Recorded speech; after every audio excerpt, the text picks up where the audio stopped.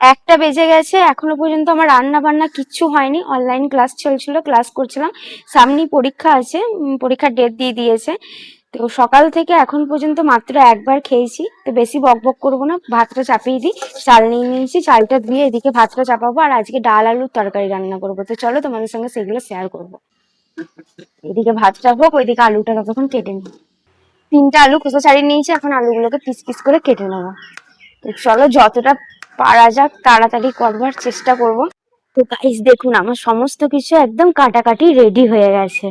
এখন আদা রসুনটাকে একটু ভালো করে ছেঁচে নেব। এই আদা রসুনের মতন যদি লাইফের সমস্যাগুলোকে ছেঁচতে পারতাম, তাহলে জীবন পুরো একবারে ঝিঙ্কালালা হয়ে যেত। তো চলো এখন ডিমটা ভেজে নেবো। তো গাইস দেখো, ডিম ভাজা হয়ে গেছে। আর যারা এখনো পর্যন্ত ডিম উল্টাতে পারো না, আমাকে দেখে শিখে নাও কিভাবে ডিম উল্টাতে হয়। তো এখন আবার কিছুটা তেল দিয়ে দেবো। তেল গরম হয়ে গেছে, এখন দিয়ে দেবো কটা গোটা জিরে ফোড়ন, দিয়ে দেবো একটা শুকনো লঙ্কা ফোড়ন। এবার এটাকে ভালো করে নেড়ে নেবো। নাড়া হয়ে গেছে, এখন কেটে রাখা পেঁয়াজ গুলোকে দিয়ে দেবো।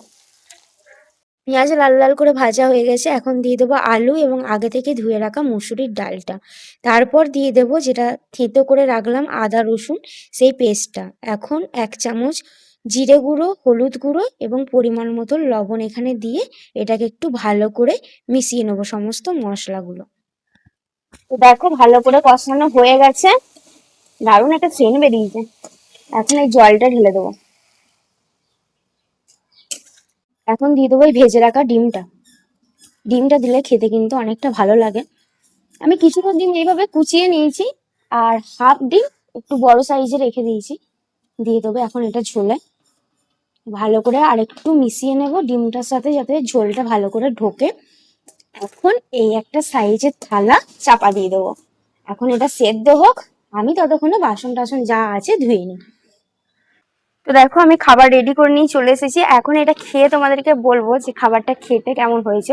তো তার আগে বলে রাখি, যারা এখনো পর্যন্ত আমার চ্যানেলটি সাবস্ক্রাইব করোনি, অবশ্যই আমার চ্যানেলটি সাবস্ক্রাইব করে পাশে থাকা অল বাটনটা প্রেস করে দাও, যাতে আমি ভিডিও আপলোড করার সাথে সাথে সবার আগে নোটিফিকেশন তোমার কাছে চলে যায়।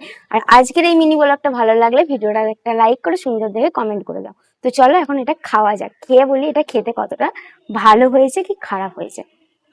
প্রথমে একটু ঝোল ঢেলে নিই, একটা আলু, ডিমটা। কি গরম গো। খাবে?